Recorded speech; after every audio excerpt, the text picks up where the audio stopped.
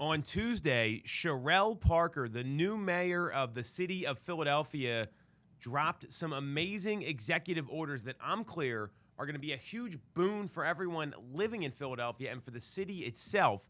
And I'm going to explain them all next. If you get some value out of this video, make sure to hit the subscribe button on our channel here, tap on the bell for notifications, and we will keep you up to date with everything happening in the greater Philadelphia area. So this is the first piece of really good news from a government standpoint that we've seen in a while since the election of Cherelle Parker. And this is not a political post. I'm talking about what's best for the city, what's best for businesses in the city, and public safety. So on Tuesday, she delivered her inaugural address at the Met in Philadelphia. Great venue to do that. Love that the Met is getting involved with the city in that way. And she challenged politicians and residents to join together to improve the city. And when she talked about what they're looking to do, she backed it up with a couple of executive orders. The first one is issuing a public safety state of emergency. And this was done by Mayor Michael Nutter when he was elected. I was living in Philadelphia at the time, and the city was in a similar spot. Violence was out of control. There was all kinds of things happening that made people feel unsafe. Murders, robberies, assaults, you name it. If you watch any of the news channels, you'll know what I'm talking about. And when Mayor Nutter came in, he issued this his first day. She's doing the same thing. I like running plays that work, so I think this is a very smart move.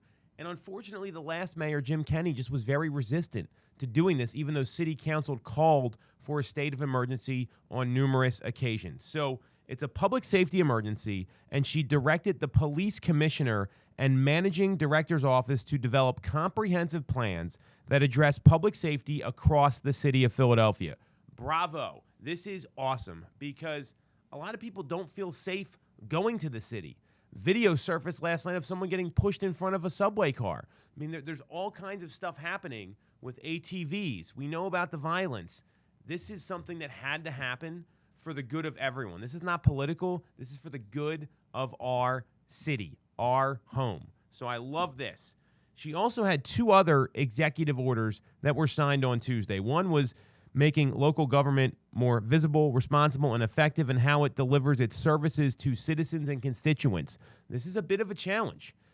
The city is not easy to work with when you need to get stuff done from a real estate transaction side, or just if you've got to do something like evict a tenant or get a marriage license or appeal your taxes. It's very archaic. So I love that they're trying to get the city more technologically friendly. And lastly, and the third one is expanding economic opportunity for residents of Philadelphia by removing barriers to city employment, including removing requirements for a college degree as a prerequisite to employment. So again, that's going to be a good thing for the jobs market and people building the economy in the city of Philadelphia. She also mentioned in her inaugural address that the city is open for business. And in the past, if you look at like restaurant owners and other people in the city, they felt Philadelphia is very anti-business. This is the feeling right now. So all these orders as part of her 100-day action plan, the goal is to make Philadelphia the safest, cleanest, and greenest big city in the nation with economic opportunity for everyone. So if you live in Philadelphia or you live outside Philadelphia, it doesn't really matter. This is good news. This is the kind of leader that is needed in the city when things have kind of gone awry, especially since the pandemic. We know about the riots, the violence, all those things, and they're all very sad to see, and it's not good for a place that we all call home. It's not going to bring in people from the suburbs coming in to spend their money in the city. It's not going to bring in new residents that want to move to the city. We've got higher housing inventory in Philadelphia than the suburban counties right now, and if you want people to continue to move to Philadelphia, and we know there's a life cycle of when people move in and out of cities. A lot of it has to do with when kids turn 5 and become school age. If you want more people moving into Philadelphia, this is going to have to be really important. So I'm very excited to see all this is happening. She's got a 9-page document. It's the 100-day action plan for the mayor that's available, NBC did a nice job posting this here. I'm not going to go through that all now, but it's a great way to see what her plans are and how she plans to support everything going on in Philadelphia. The initiatives that she has in place, let me read them to you here, and there's a number of them, and I think this is really important, is the executive order around public safety emergency number 1 plans to develop by the police commissioner to increase the number of police officers deployed on the street overall and the number dedicated to community policing. This is going to be really important because neighborhoods are different, right? We see more crime in some than others, and if they want a more active police presence in the city, that's going to keep everybody safe, and it's going to make everyone feeling comfortable going into Philadelphia. So I love that. Charge the police commissioner in collaboration with intergovernmental partners and relevant city departments with developing a strategy to permanently shut down open-air drug markets, including in Kensington. This is ridiculous. This is even going on in the city. This isn't The Wire. This isn't a television show. This is real life. And having the police commissioner and a new police commissioner on top of it, another great point of action here that's going to keep a lot of places safe. There's a lot of development going on in and around Kensington. There's a lot of good things happening in that part of the city. An open-air drug market is not one of them.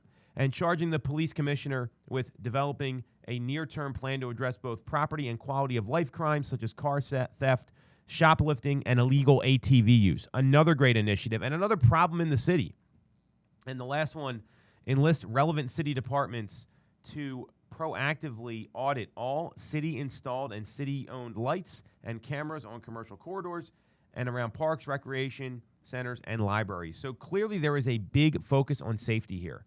And if you know anyone that's been to the city right now or lives in the city, safety is a concern. So this is a great move. I'm clear it's going to help property values. It's going to help demand for city housing from buyers and renters. It's going to create more opportunities for people to upgrade and maybe stay in the city instead of moving out to the suburbs. So there's a lot of things happening here that are really going to impact housing in Philadelphia. And if you want to learn more about that or kind of get a feel how this might impact your housing needs, tap on the link in the comments. You can schedule a call with our amazing team. We can help you navigate all this. Great news for Philadelphia. A lot of good stuff happening here. We'll also include a link where you can get to the public safety plan and the 100-day initiatives there. There's also 100-day initiatives around clean and green, where they're announcing a new approach to addressing quality of life issues like dumping, graffiti, potholes. They're talking about the expansion of Philadelphia taking care of business, PHL taking care of business. A cabinet to organize government agencies around this. There's a 100-day initiative around housing. Charging the Department of Planning and Development with creating a one front door for city-funded home improvement programs. Charging that same department with developing a vision for affordable luxury housing for renters and homeowners. Launch a formal review of the land bank to develop the policies and processes that will expedite the return of vacant and tax delinquent properties to productive use because there's so many vacant lots and vacant buildings around the city. And formally house the work of the Philadelphia Home Appraisal Bias Task Force in that department, charging the department with staffing and resourcing the effort. So there's a lot of great things happening here around housing in Philadelphia. I'm excited as a real estate agent. I'm excited as a member of the community because if these things actually follow through and happen, which you always got to wonder about with politicians. Let's call it what it is. These are all things that are going to benefit people that own real estate in Philadelphia, people that want to buy real estate in Philadelphia, and people that want to go to Philadelphia for recreation. This is all really great news here, and I'm excited to see what comes out of the new term from Mayor Parker here. Let's hope it's a lot like Mayor Nutter. He did a lot of great work for the city. He got things back on track, made it a safe place. Center City and Philadelphia was a vibrant place to go, and I'm hoping we see the same thing here. And there is a sense of optimism now. And that inaugural address at the Met, let's hope it's the start of great things for our awesome city, Philadelphia.